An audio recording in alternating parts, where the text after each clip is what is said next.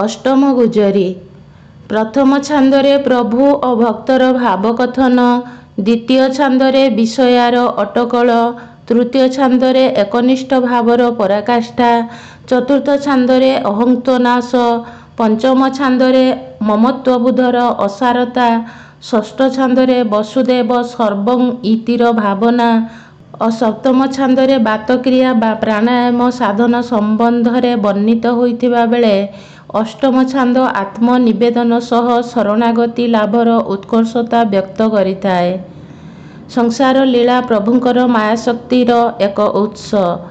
एही लीला क्षेत्र रे सृष्टि होइथिबा जीवजगत मायाबंधन रे बांधी होइथांती, जाहार अन्य नाम विषया। मानव श्रेष्ठ जीव रूपे परिगणित हेले मध्य से एही बंधनरु मुक्त नुहे। विषयार कार्यकारिणी शक्ति मोह और चित शक्तिरु सृष्ट चेतना उपरे प्रभाव पकाई शुद्ध चेतना को अशुद्ध मनरे परिणत करि देइथाए। एहेतु मन मध्यरे भ्रम जागे, फलतः मानव भूल कर्मरे निरत जड़ित रहे।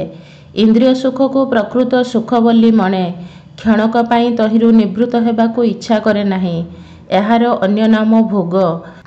तेणु जीव भगवानक सह युक्त होई पारे नाही। भगवानक सह युक्त हेबार नाम किंतु जुग। जुग हेउची भगवत प्राप्ति अर्थे उद्दिष्ट उपाय, जेहु उपाय आत्मनिवेदन और शरणागति लाभर साधन क्रिया उपरे पर्यवेसित।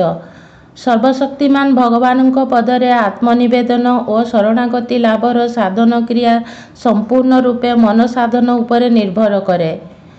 विषयाभिमुखी मन सबुबेले भोग लालसारे चलचंचल थाए, क्षणक पाई स्थिर नुहे। केतेबेले मन मध्यरे अहंकार अभिमान और खामखियाली भाव उंकी मारे तो केतेबेले अनधिकार चर्चारे मन माती जाए।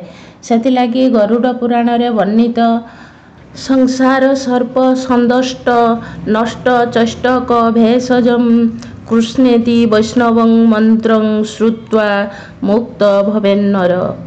जेपरी सर्पदंशन रे प्राणीर चेता लोप पाए, ठीक सेपरी संसार रूपी विषया सर्पदंशन रे जो माने आक्रांत होई अछंती सेमानक पई कृष्ण नाम अव्यर्थ औषध।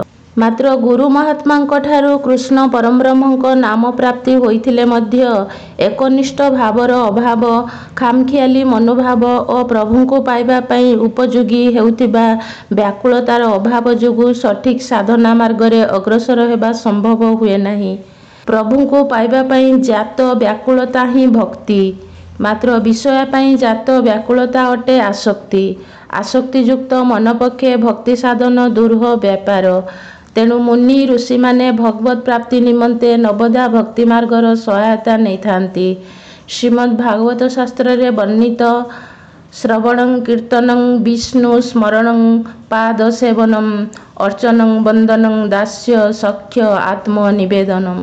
प्रथमे भगवानଙ୍କ चरित लीला गुण महिमा और प्रभावर कथा सत्संग माध्यमरु हेउ अथवा गुरुଙ୍କ श्रीमुखरु शुणिकरी हेउ तदनुजाई कर्म परिमार्जित करी भगवानଙ୍କ सह युक्त हेबा ही श्रवण भक्ति।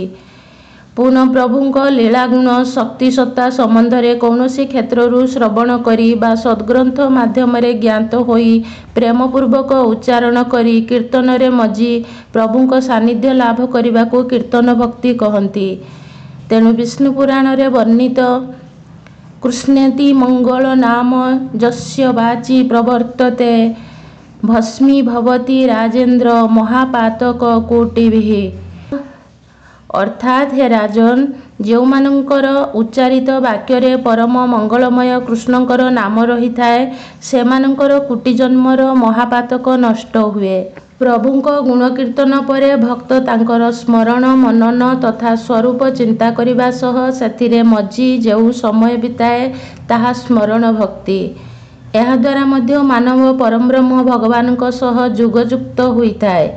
भगवानଙ୍କ उपासनारे रूप चिंतन करी पदसेवारे ब्रती हेबाकु पदसेवन भक्ति कहा जाए। सेहीपरि प्रभुଙ୍କ स्वरूप को चिंता करी अथवा सर्व देवमय गुरु भावधारारे श्री गुरु परमब्रह्मंकर अर्चन वंदन करिबा ही वंदन भक्ति। सबु प्राणी परमब्रह्मंकर रूपांतर भावी वंदन करिबा मध्य वंदन भक्ति श्रेणीय। ସର୍ବମୟ କର୍ତ୍ତା ଭଗବାନ ହିଁ ଏକମାତ୍ର ସ୍ୱାମୀ ଓ ନିଜକୁ ପ୍ରଭୁଙ୍କର ଦାସ ଭାବି ସେବା କରିବା ଦାସ୍ୟ ଭାବର ଭକ୍ତି। ଭଗବାନଙ୍କୁ ସଖା ବା ପରମ ମିତ୍ର ଭାବି ଅନାବିଳ ଭାବରେ ଭଲ ପାଇବା ବା କାର୍ଯ୍ୟନିର୍ବାହ କରିବାକୁ ସଖ୍ୟ ଭାବର ଭକ୍ତି ବୋଲି ଅଭିହିତ କରାଯାଇଛି। ଶେଷରେ ଅର୍ଚ୍ଚନ ବନ୍ଦନରେ ନିରତ ଜଡ଼ିତ ରହି ଅହଙ୍କାର ଶୂନ୍ୟପୂର୍ବକ ସ୍ୱମମତ୍ୱ ଭାବକୁ ଇଷ୍ଟଦେବଙ୍କ ପଦରେ ସମର୍ପଣ କରିବା ହିଁ ଆତ୍ମନିବେଦନ। ମାତ୍ର ବିଷୟୀ ମାନବ ପକ୍ଷରେ ଉପର ବର୍ଣ୍ଣିତ ଧାରାକୁ ଆପଣେଇ ନେବା ସହଜସାଧ୍ୟ ବୋଧ ହୁଏ ନାହିଁ। ସେଥିଲାଗି ଅଷ୍ଟମ ଛାନ୍ଦର ପ୍ରଥମ 3 ପଦରେ ବର୍ଣ୍ଣିତ ନ ଜାଣି ମୁଁ ଜଣାଉଛି ହେ ମଣୁଥିବ କେଶବ ଦିବା ରଜନୀ ତିଳେ ତିଳେ ମୋର ହୃଦୟରେ ଥିବ ଜୀବ ଥାଉ ଥାଉ ଶରଣ ପ୍ରଭୁ ମାଗୁଅଛଇ ପ୍ରାଣ ପ୍ରୟାଣ ସମୟକୁ ମତେ ଭ୍ରମ ଲାଗଇ କେଉଁ ବରଷ କେଉଁ ମାସ କେତେବେଳରେ ମୃତ୍ୟୁ କାହୁଁ ଯାଇ କାହିଁ ରହିଲା ମୋର ନୁହିଲା ହେତୁ। ଉପରୋକ୍ତ 3 ଗୋଟି ପଦରେ ମହାପୁରୁଷେ ପ୍ରାର୍ଥନା କରି ମାନଙ୍କୁ ଚେତେଇ ଦେଇ କୁହନ୍ତି ବିଷୟା ଜଡ଼ିତ ମନ କେବଳ ବିଷୟରେ ଘୂରି ବୁଲେ ଓ ତତ୍ଜନିତ ଫଳ ଲାଭ ପାଇଁ ଆଶାୟୀ ହୋଇଥାଏ। ଫଳତଃ ମନ ମଧ୍ୟରେ ଅଜ୍ଞାନତା ବସା ବାନ୍ଧେ।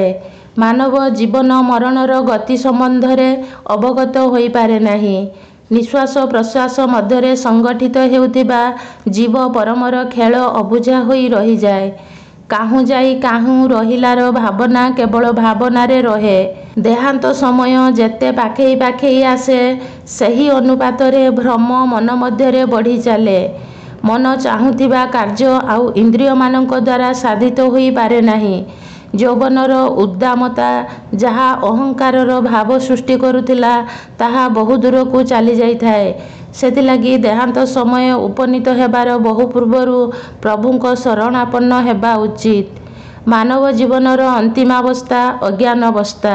କେତେବେଳେ ମୃତ୍ୟୁ ହେବ ତାହାର ସଠିକ୍ ଆକଳନ କରିପାରେ ନାହିଁ, ଯାହା କେବଳ ପ୍ରଭୁଙ୍କ ସହ ଯୁଗତତ୍ତ୍ୱରେ ନିମଜ୍ଜି ରହିବା ଦ୍ୱାରା ଜ୍ଞାତ ହୋଇପାରେ।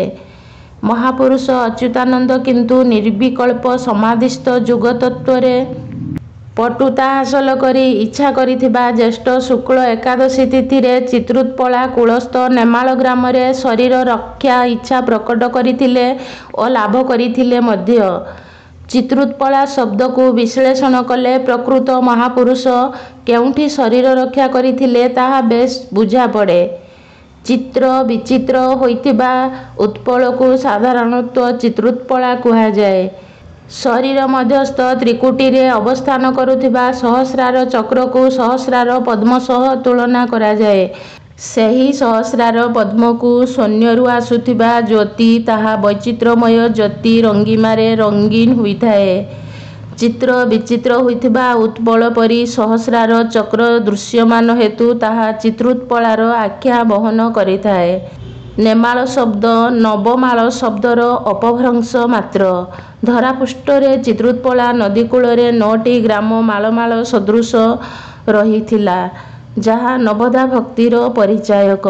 ତେଣୁ ପ୍ରାର୍ଥନାକାରୀମାନେ ନବଧା ଭକ୍ତି ମଧ୍ୟରୁ ଯେକୌଣସି ଗୋଟିଏ ଭକ୍ତି ସାଧନର ପରାକାଷ୍ଠା ପ୍ରଦର୍ଶନ କରି ମୁକ୍ତି ଲାଭ କରି ପାରିବେ, ତେବେ ସେହି ଭକ୍ତି ମଧ୍ୟରୁ ଭୃତ୍ୟ ଭାବର ଭକ୍ତି ହିଁ ଶ୍ରେଷ୍ଠ, ତାହା କେବଳ ଶରଣାଗତି ଛଡ଼ା ଅନ୍ୟ କିଛି ନୁହେଁ। ଏହି ପରିପ୍ରେକ୍ଷୀରେ ମହାପୁରୁଷେ ପ୍ରାର୍ଥନାକାରୀଙ୍କ ଅବଗତ ନିମନ୍ତେ ତାଙ୍କର ଏହି ଆପଦ ଉଦ୍ଧାର ସ୍ତୋତ୍ରର ଅନ୍ତିମ 3 ପଦ ଉଲ୍ଲେଖ କରି କହିଛନ୍ତି ଜ୍ୟେଷ୍ଠ ଶୁକ୍ଳ ଏକାଦଶୀ ସେଦିନକୁ ମୋ ଆଶା ଅଭୟ ଚରଣେ ମାଗଇ ମୋର ଏହି ଭରସା ଚିତ୍ରୁତ୍ପଳା ନଦୀ ଉତ୍ତରେ ଗ୍ରାମ ନେମାଳ ସ୍ଥାନ ସେ ସ୍ଥାନେ ଦେହ ରହିବ ମୋର ଏହି ଧ୍ୟାନ 56 କୋଟି ଜୀବଜନ୍ତୁ ଯହୁଁ କରିଛ ଜାତ ତୁମ୍ଭ ଭୃତ୍ୟର ଭୃତ୍ୟ ମୁହିଁ ଭଣେ ଦିନ ଅଚ୍ୟୁତ ସେଥିଲାଗି परमशास्त्र भागवतरे वर्णित मनुष्य मुंडे मृत्यु बसे आत्मा को अनुक्षणे ग्रासे जावत मृत्यु अछि दूरे सुंदर जुबा कले भरे साधिब सकल सकति जने जन्मिब विष्णु भक्ति ओम वंदे महापुरुष ते चरणारविंदम।